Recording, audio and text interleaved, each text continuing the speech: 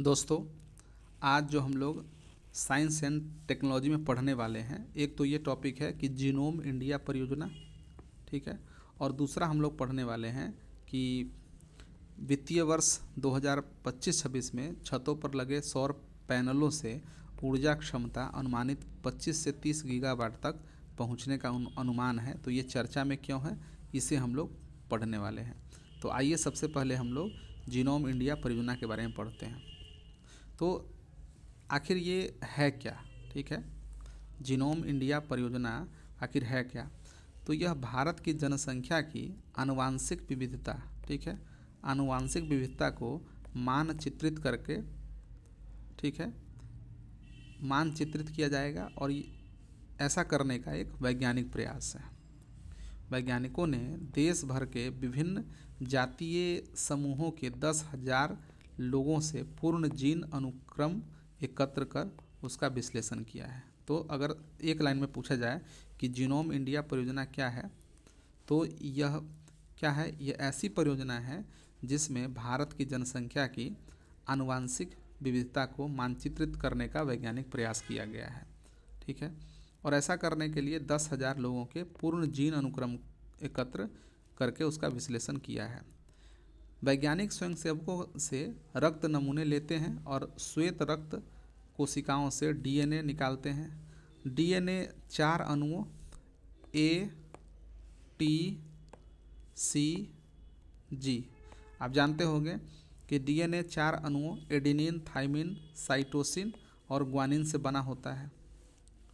ये अणु लंबी श्रृंखला बनाते हैं, जैसे कि पुस्तक में अक्षर, और प्रत्येक व्यक्ति के डीएनए में लगभग 3 अरब ऐसे अक्षर होते हैं।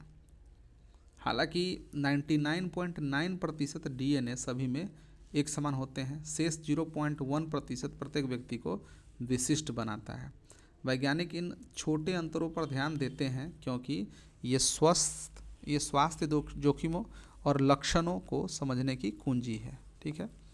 तो अब आनुवांशिक विविधता का मानचित्रण क्यों, ऐसा करने का रीजन क्या है? तो भारत की जनसंख्या विश्व में सर्वाधिक आनुवांशिक विविधता वाली है। इस विविधता का मानचित्रण कर वैज्ञानिक उन आनुवांशिक पैटर्न की पहचान कर सकते हैं जो भारतीयों में आम बीमारियों जैसे कि मधुमेह से जुड़े हैं।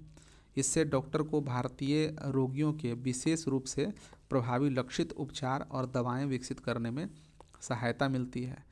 व्यक्तिगत चिकित्सा का मतलब है प्रत्येक रोगी का उसके अद्वितीय आनुवांशिक मेकअप के आधार पर उपचार करना, ठीक है।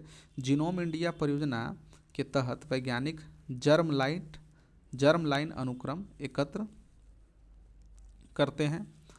वह मूल आनुवांशिक कोड, ठीक है, वह मूल आनुवांशिक कोड जो व्यक्ति के जन्म के साथ आता है, इन अनुक्रमों का अध्ययन कर वे यह पता लगाते हैं कि डीएनए के कौन से हिस्से किसी व्यक्ति को विशिष्ट बीमारियों के प्रति अधिक संवेदनशील बनाते हैं, ठीक है। डीएनए अध्ययन से वैज्ञानिक यह भी समझ सकते हैं कि प्राचीन आबादी कैसे क्षेत्रों में घूमती थी, अन्य समुदायों के साथ मिलती जुलती थी और नई जलवायु के अनुकूल होती थी। उदाहरण के लिए वो यह जान सकते हैं कि कुछ जनजातियां कब दूर दराज के क्षेत्रों में बसी या कृषक समुदाय भारत में कैसे फैले। जीवाश्म और पृथक जनजातियां अतिरिक्त सुराग देती है क्योंकि उनके डीएनए में सदियों से ज़्यादा बदलाव नहीं हुआ है।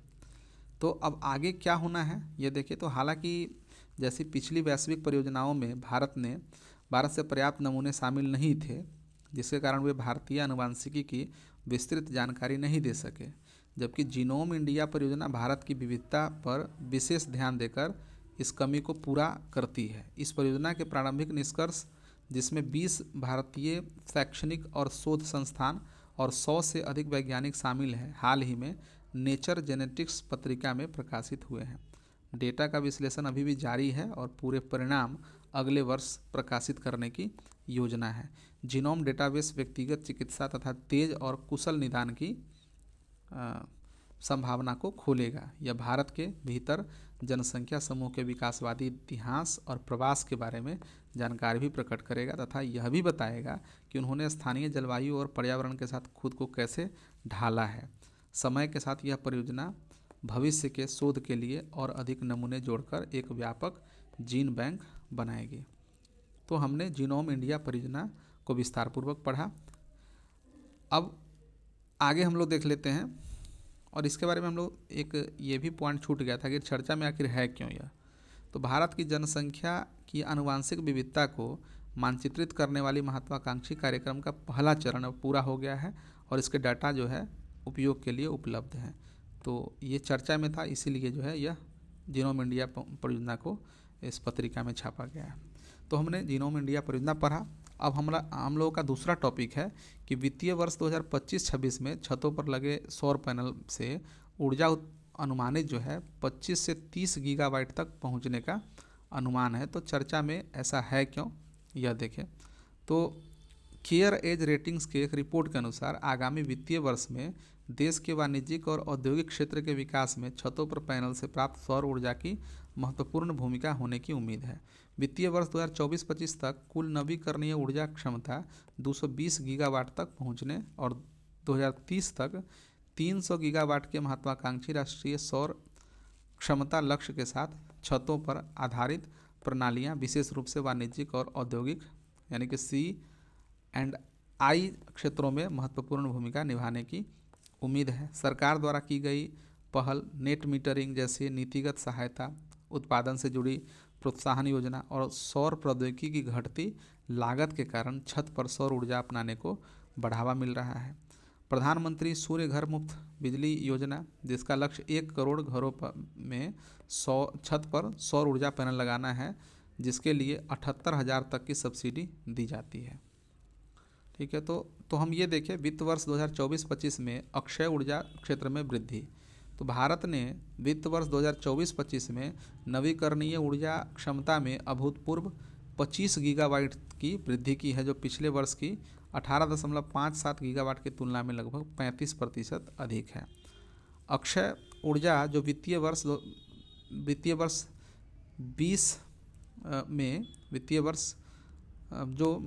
20 में 15 गीगावाट से बढ़कर वित्तीय वर्ष, ये 20 नहीं है, ये कुछ गड़बड़ यहाँ पर है, आप ये करें, ये 38%, ये समझे कि वित्तीय वर्ष बदलते वित्तीय वर्ष के साथ 38% की वृद्धि हुई है।